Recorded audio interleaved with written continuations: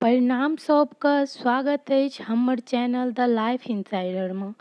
हम अहाँ सबके आइ सावित्री व्रत कथाके दोसर कथा सुनाएब। तऽ चलू बिना देरी केने सुनाबै छी।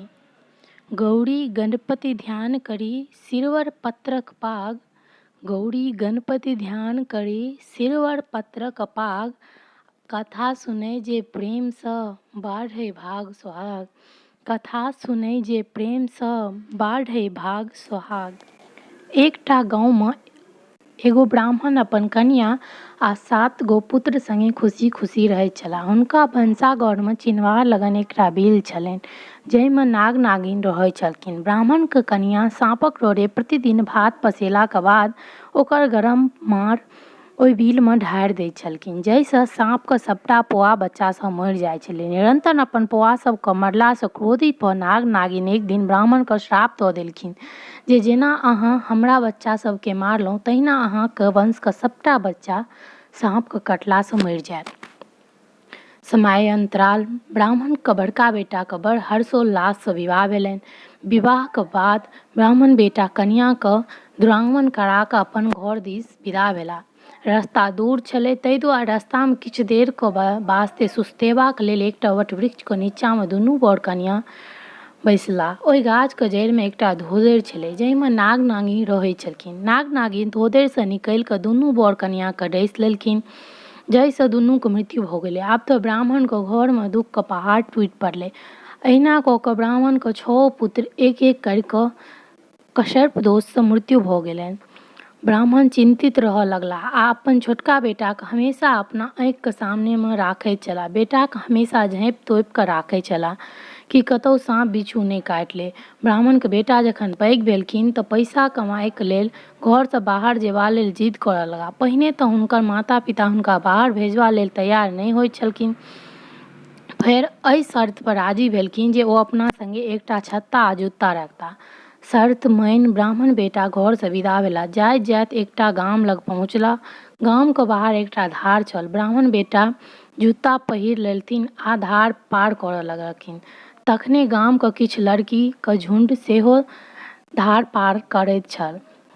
सब सखी सब ब्राह्मणके बेटा जूता पहिर पानिमे जाइत देख ठहाका मारि कऽ हँसऽ लगलखिन आ कहलखिन, हे देखू सखी सब, केहन बुड़बक छै ई ब्राह्मणके बेटा, पानिमे जूता पहिरने अछि। ओहि झुंडमे एकटा सामा धोबिनके बेटी सेहो छलखिन। से सखी सबके अपन तर्क देलखिन जे हे सखी, नहि बुझलहुँ, ब्राह्मण बेटा पानिमे जूता एहि दुआरे पहिर कऽ जाइ छथिन जाहिसँ पानिमे रहैवला साँप कीड़ा ओकरा पैरमे नहि काटि लै। ब्राह्मण बेटा ओहि लड़कीके तर्क सुनि चकित भेलाह। धार पार कऽ सबगोटा आगू बढ़ल। धूप बेसी छल मुदा ब्राह्मण बेटा छत्ता अपन काँख तर दबेने रहल। सब सखी सब मुँह झाँपि मुस्कुराइत रहली आ सोचैत छली जे एतेक धूप छै आ ई मानुष छत्ता काँख तर दबेने अछि। बड़ रौद छल आ गामक उबड़ खाबड़ माटिके रास्ता। सब गोटा चलैत चलैत थाकि गेल। रास्ता कातमे एकटा बड़का विशाल बड़के गाछ छलै जकरा देख सब गोटा ओहि छायामे विश्राम करबा हेतु गाछ तर बैसि रहलाह। ब्राह्मणके बेटा जखने गाछ तर बैसलाह अपन काँख तर दबेला छत्ता खोलि तानि लेलथि। सब सखी फेरो जोर जोरसँ हँसऽ लगलखिन आ कहलखिन जे देखियौ ई मानुषके, जखन रौद छलै तखन छत्ता काँख तरमे देबेने छलै आ जखन गाछ तक छायामे बैसलै हन तऽ ई छत्ता तन्ने। सामा धोबिनके बेटी जे ब्राह्मणके बेटाके बड़ कालसँ देखै छलखिन ओ फेरसँ अपन तर्क देलखिन जे हे सखी सब, अहाँसब फेरसँ नहि बुझलियै, ब्राह्मण बेटा गाछ पर रहैवला साँप कीड़ासँ अपनाके बचबैके लेल छत्ता तन्ने छथिन। ब्राह्मणके बेटा जे बड़ कालसँ सामा धोबिनके बेटीके तर्क सुनि रहल छलखिन ओ हुनकासँ एतेक प्रभावित भऽ गेलखिन जे सोचलखिन बियाह करब तऽ एकरेसँ।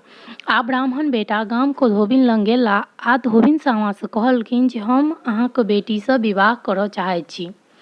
सामा धोबिन तैयार भऽ गेलखिन आ खुशी खुशी दुनूके विवाह कऽ देलखिन। जखन विदागरीके समय अयलै तऽ सामा धोबिन अपन बेटीसँ पुछलखिन जे हे बेटी, हम तऽ गरीब छी, हमरा लग धन दौलत किछु नहि यऽ, हम अहाँके विदागरीमे की दी।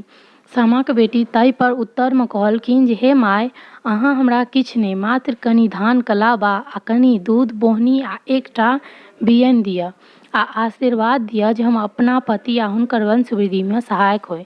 सामा धोबिन सब चीजसँ हुनकर जे सब बेटी कहलकनि ओरियान कऽ देलखिन आ आशीर्वाद दैत दुनू बर कन्याके विदा केलखिन। ब्राह्मण बेटा अपन कन्याके लऽ अपना गाम दिस चलऽ लगला।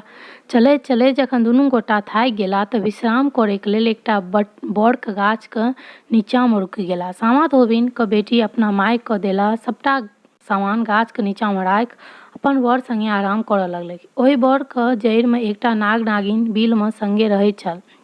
गाछके जड़ि लग दूध लाबा आ बोहनीमे राखल पानि देख नागके भूख आ प्यास जागृत भऽ गेलै आ नाग अपना बिलसँ निकलि बाहर जेबाक लेल व्यग्र भऽ गेला। नागिन बार बार मना करऽ लगलखिन किन्तु नाग नहि मानलाह आ बाहर आबि जहिना बोहनीमे राखल पानि पीबा लेल ओहिमे मुँह देलखिन, धोबिनके बेटी नाग समेत बोहनीके हाथसँ पकड़ि अपना जांघ तरमे दाबि रखलखिन। नाग कतबो प्रयास केलक निकलैके पलथा तरसँ, जखन नहि निकलि पेलखिन, जखन बड़ काल भेलै आ नाग नहि घुरिकऽ अएला तऽ नागिन सेहो बाहर निकललखिन आ देखलखिन जे नागके एकटा नव कनिआँ पकड़ने छथिन।